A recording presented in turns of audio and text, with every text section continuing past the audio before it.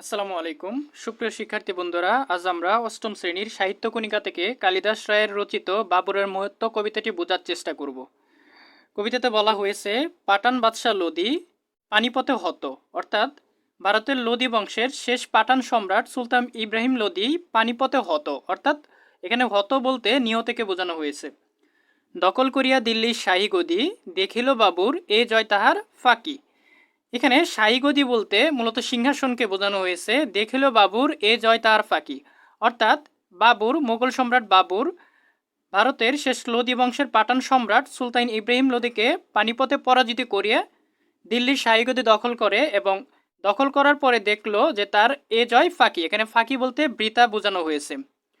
ভারত যাদের তাদের জিনিতে এখনো রয়েছে বাকি, অর্থাৎ ভারত যাদের, অর্থাৎ ভারত মূলত প্রজাদের, তাদের জিনিতে, তাদের জয় করতে, তাদের হৃদয় জয় করতে এখনো রয়েছে বাকি, অর্থাৎ সাধারণ প্রজা সাধারণের অন্তর জয় করতে বা তাদেরকে জয় করে নিতে এখনো বাবুরের ফাঁকি রয়ে গেছে বা বৃথা, বা সে এখনো করে উঠতে পারেনি।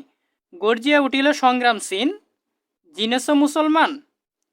গর্জিয়া উঠল বলতে গর্জে ওঠানোকে বোঝানো হয়েছে। সংগ্রাম সিং হচ্ছে রাজপুতনার অন্তর্গত মেবার রাজ্যের অধিপতি। জিনেছ মুসলমান অর্থাৎ জিতেছ মুসলমান, জয়ী বলিব না এ দেহে রহিতে প্রাণ, অর্থাৎ সংগ্রাম সিং বাবুরকে জয়ী বলতে রাজি নয় যতক্ষণ পর্যন্ত তার দেহে প্রাণ রয়েছে। লুয়ে লুণ্ঠিত ধন, এখানে লয়ে বলতে নিয়ে, লুণ্ঠিত মানে যা লুণ্ঠন করা হয়েছে, ধন মানে সম্পদ। লয়ে লুণ্ঠিত ধন, দেশে ফিরে যাও নতুবা মুঘল রাজপুতে দাও রণ, অর্থাৎ এখানে সংগ্রাম সিং গর্জে উঠে বাবুরকে বলছে যে লয়ে লুণ্ঠিত ধন, অর্থাৎ দিল্লিতে জয় পাওয়ার পরে যে ধন সম্পদগুলো লুণ্ঠন করেছে তা নিয়ে দেশে ফিরে যাও নতুবা মুঘল, অর্থাৎ বাবুরকে বোঝানো হয়েছে রাজপুতে দাও রণ, অর্থাৎ সংগ্রাম সিংয়ের সঙ্গে যুদ্ধে অবতীর্ণ হওয়ার জন্য বলা হয়েছে। খানোয়ার প্রান্তরে সেই সিংহেরও পতন হইল বীর বাবুরের করে। খানোয়ার প্রান্তর হচ্ছে একটি যুদ্ধক্ষেত্র, সেই সিংহেরও, এখানে সেই সিংহের বলতে সংগ্রাম সিংকে বোঝানো হয়েছে। পতন হইল বীর বাবুরের করে, এখানে করে বলতে হাতে বোঝানো হয়েছে, অর্থাৎ খানোয়ার প্রান্তর নামক যুদ্ধস্থানে সংগ্রাম সিংহ পরাজিত হলো বাবুরের কাছে। এ বিজয় তার স্বপ্ন অতীত যেন বা দৈব বলে, এখানে স্বপ্ন অতীত বলতে অবিশ্বাস্য বা যা স্বপ্নেও কল্পনা করা যায় না তাকে বোঝানো হয়েছে। যেন বা দৈব বলে অর্থাৎ মনে হচ্ছে এমনটা যেন সে দৈব বলে বা দেবতাদের বলে এটা জয় করেছে। সারা উত্তর ভারত আসিল বিজয়ের করতলে, অর্থাৎ সারা উত্তর ভারত চারিদিক থেকে বিজয়ের করতল আসতে লাগলো। কবরের সাহিত্য কৃতজ্ঞ দৌলত, এখানে দৌলত বলতে মূলত দৌলত খা লোদিকে বোঝানো হয়েছে। বাবুরের আর নাই কোনো প্রতিরোধ, অর্থাৎ এখানে কবরের সাহিত্য কৃতজ্ঞ বলতে যে উপকারীর অপকার করে তাকে বোঝানো হয়। বাবুরের আর নাই কোনো প্রতিরোধ, অর্থাৎ দৌলত খা লোদি বাবুরের শত্রুপক্ষ বা শত্রু ছিল, এখন বাবুরের আর কোনো প্রতিপক্ষ রইল না। দস্যুর মতো তুষ্ট না হয়ে লুণ্ঠিত সম্পদে, এখানে দস্যু বলতে ডাকাতের মতো বোঝানো হয়েছে। তুষ্ট মানে সন্তুষ্ট, না হয়ে লুণ্ঠিত সম্পদে, অর্থাৎ বাবুর যে সম্পদগুলো লুট করেছে বা যে সম্পদগুলো পেয়েছে সেই সম্পদে সে সন্তুষ্ট না থেকে জাকিয়া বসেছে মুঘল সিংহ দিল্লির মসনদে। জাকিয়া মানে জেকে বসেছে, মুঘল সিংহ বলতে বাবুরকে বোঝানো হয়েছে, দিল্লির মসনদ বলতে দিল্লির সিংহাসনকে বোঝানো হয়েছে। মাটির দখলেই খাঁটি জয় নয় বুঝেছে বিজয়ী বীর, অর্থাৎ শুধুমাত্র জায়গা বা মাটি দখল করলেই প্রকৃত জয় হয় না, সেটা বিজয়ী বীর, অর্থাৎ বাবুর বুঝে গেছে।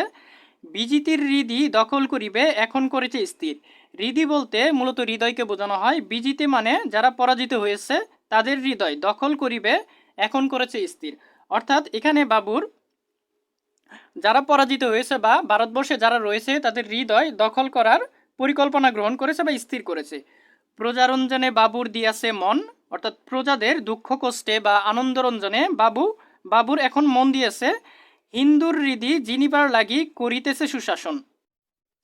হিন্দুর হৃদি মানে হিন্দুর হৃদয়, জিনিবার মানে জেতার বা জয় করবার, লাগি মানে লেগে, জন্য করিতেছে সুশাসন, অর্থাৎ সারা ভারত সে শাসন করতেছে হিন্দুর হৃদয় জয় করার জন্য। দরিয়া ছদ্মবেশ, অর্থাৎ ছদ্মবেশ ধরে ঘুরি পথে পথে খুঁজিয়া প্রজার কোথায় দুঃখ ক্লেশ, অর্থাৎ ছদ্মবেশ ধরে সে পথে পথে ঘুরে বেড়ায় এবং খোঁজখবর নেয় যে কোথায় প্রজারা দুঃখ কষ্টে রয়েছে। চিতরের এক তরুণ যোদ্ধা রণবীর চৌহান করিতেছে আজি বাবুরের সন্ধান। চিতর বলতে রাজপুতনার মেবার রাজ্যের রাজধানীকে বোঝানো হয়। এক তরুণ যোদ্ধা অর্থাৎ এক তরুণ যোদ্ধা রণবীর চৌহান, যার নাম রণবীর চৌহান, করিতেছে আজি বাবুরের সন্ধান অর্থাৎ বাবুরের খোঁজ করতেছে। কুর্তার তলে কৃপান লুকায়ে ঘুরিছে সে পথে পথে। এখানে কুর্তা বলতে জামাকে বোঝানো হয়েছে, তলে বলতে নিচে বোঝানো হয়েছে, কৃপান মানে তলোয়ার, লুকায়ে মানে লুকিয়ে, ঘুরিছে সে পথে পথে অর্থাৎ জামার নিচে গুপ্ত বা তলোয়ার লুকিয়ে, গুপ্ত তলোয়ার লুকিয়ে সে পথে পথে ঘুরতেছে। দেখা যদি তার পায় আজি কোনো মতে লইবে তাহার প্রাণ, অর্থাৎ বাবুরের যদি সে দেখা পায় তবে তার প্রাণ বধ করবে বা তার প্রাণ নিবে বা তাকে হত্যা করবে। শনিতে তাহার খালিত করিবে চিতরের অপমান, অর্থাৎ চিতরের পূর্বে যে তার সাথে চিতরের যে অপমানটা ছিল সে অপমানটা মূলত তার মাথা থেকে মাথা আলাদা করে সে মূলত চিতরের অপমানটা পরিশোধ করবে বা চিতরের অপমানটা নিবে। দাঁড়ায়া যুবক দিল্লির পথ পাশে, লক্ষ্য করিছে জনতার মাঝে কে বা যায় কে বা আসে, অর্থাৎ সেই রণবীর চৌহান দিল্লির পথ পাশে দাঁড়িয়ে লক্ষ্য করতেছে বিশাল জনতার মাঝে লক্ষ্য করতেছে কে বা যায় বা কে বা আসে, অর্থাৎ কে যায় কে আসে। হেনকালে এক মস্ত হস্তি ছুটিল পথের পরে, পথসারি সবে পলাইয়া গেল ডরে। তাহলে সেই সময় এক মত্ত হস্তি মানে এক বিশাল হাতি ছুটিল পথের পরে, মানে পথের মাঝখান দিয়ে ছুটতেছিল বা পথ দিয়ে ছুটতেছিল, পথসারি সবে পলাইয়া গেল ডরে, মানে বিশাল বড় হাতিকে দেখে সবাই ভয় পেয়ে চলে গেল। সকলে গেল সরি, কেবল একটি শিশু রাজপথে রইল ধুলাই পরি। শুধুমাত্র একটি শিশু ধুলাই পরে রইল, কারণ সে অন্যদের মতো হাঁটতে পারে না বা যেতে পারে না।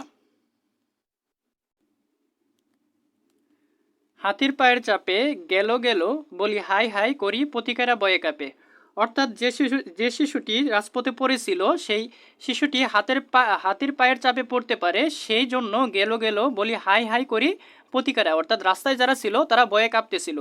কুড়াইয়া আনো অরে, অর্থাৎ সবাই বলতেছিল যে ওকে কুড়িয়ে এনো।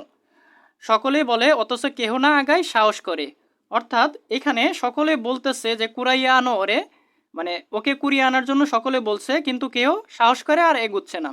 সহসা একটি বিদেশি পুরুষ বীর ঠেলে যায় ছুটি, করো কি বলিয়া জনতা চিৎকার করি উঠে। তাহলে এখানে একটি বিদেশি পুরুষ সেই বীর ঠেলে শিশুটিকে উদ্ধার করতে ছুটে যায়, কিন্তু করো কি বলিয়া জনতা চিৎকার করে ওঠে। কিন্তু একটু পূর্বে যে জনতা বলতেছিল যে কুরাইয়া আনো ওরে, সেই জনতাই আবার চিৎকার করে বলতে লাগলো করো কি মানে কি করতেছো।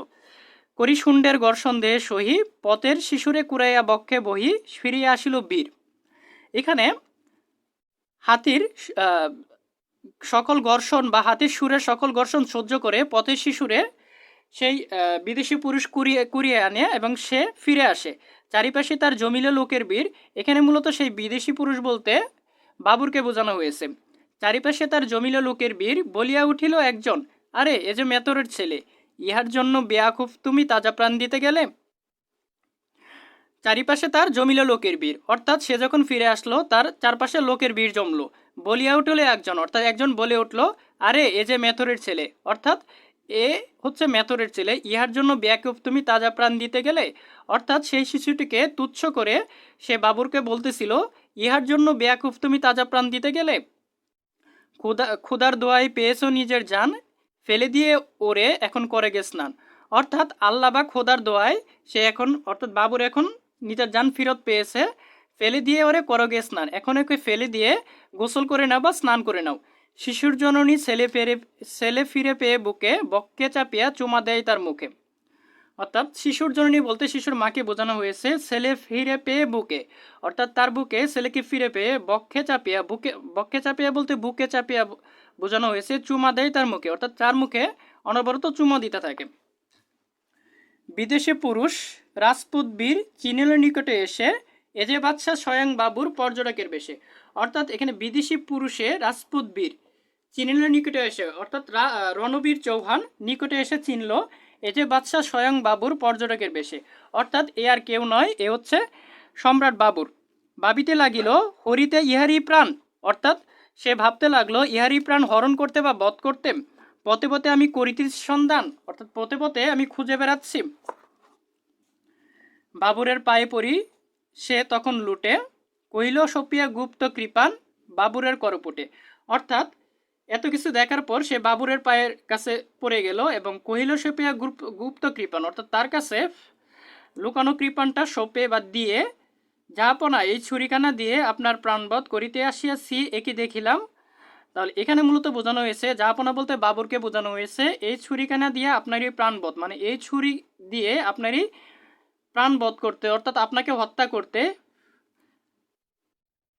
করিতে আসিয়া একই দেখিলাম, মানে আমি এসে একই দেখলাম, ভারতের রাজপথ সাজে আপনারে অন্য কারো নয়, অর্থাৎ ভারতটা মূলত বা ভারতের রাজপথ মূলত শুধু আপনারই দিয়েই চলে, অন্য কারো দিয়ে চলে না। বীরবজ্ঞে বসুধা একথা সবাই কয়, ভারত ভূমির যজ্ঞ পালক যেবা, তাহারে ছাড়িয়া এ ভূমি অন্য কাহারে করিবে সেবা, কেটেছে আমার প্রতিহিংসার অন্ধমোহের গোর। এখানে এই চরণগুলো দিয়ে মূলত রণবীর চৌহান বীর বাবুরের কাছে তার গুপ্ত কৃপান সোপে তার কাছে বলতেছে যে একমাত্র ভারতকে শাসন করার যোগ্য একমাত্র বাবুরেই, অন্য অন্য কেউ হতে পারে না। কেটেছে আমার প্রতিহিংসার অন্ধমোহের গোর, মানে রণবীর চৌহানের প্রতিহিংসার অন্ধমোহের যে গোরটা ছিল বা যে প্রতিহিংসাটা ছিল সেটা কেটে গেছে। সপিনী জীবন করুণ এখন দণ্ডবিধান মোর, অর্থাৎ রণবীর চৌহান বাবুরের কাছে তার জীবনটা সঁপে দিল, করুণ এখন দণ্ডবিধান মোর, অর্থাৎ এখানে তাকে শাস্তি দেওয়ার কথা বলা হয়েছে। রাজপথ হতে উঠাইয়া যুবকটিরে কহিল বাবুর ধীরে, বড়ই কঠিন জীবন দেওয়া যে জীবন নেওয়ার চেয়ে। রাজপথ হতে উঠাইয়া যুবকটিরে, অর্থাৎ বাবুর রাজপথ হতে যুবকটিকে উঠিয়ে কহিল বাবুর ধীরে, অর্থাৎ বাবুর ধীরে সুস্থ বলল, বড়ই কঠিন জীবন দেয়া যে জীবন নেওয়ার চেয়ে, অর্থাৎ একটা জীবন দেয়া অনেক কঠিন নেওয়ার চেয়ে। জানো কি না, জানো নাকি ভাই, ধন্য হলাম আজি কি তোমারে পেয়ে, আজি হতে মোর শরীর রক্ষী হও, প্রাণ রক্ষকে হইলে আমার প্রাণের ঘাতক নও, অর্থাৎ এখানে ধন্য হলাম আজি তোমাকে পেয়ে, অর্থাৎ বাবুর বলতেছে তোমাকে পেয়ে আজ আমি ধন্য হলাম, আজি হতে মোর শরীর রক্ষী হও, অর্থাৎ আজ হতে আমার দেহরক্ষী হও, প্রাণ রক্ষকই হইলে আমার প্রাণের ঘাতক নয়, অর্থাৎ আমার প্রাণের রক্ষক হয়ে তুমি রইলে প্রাণের ঘাতক হয়ে নাও। ধন্যবাদ।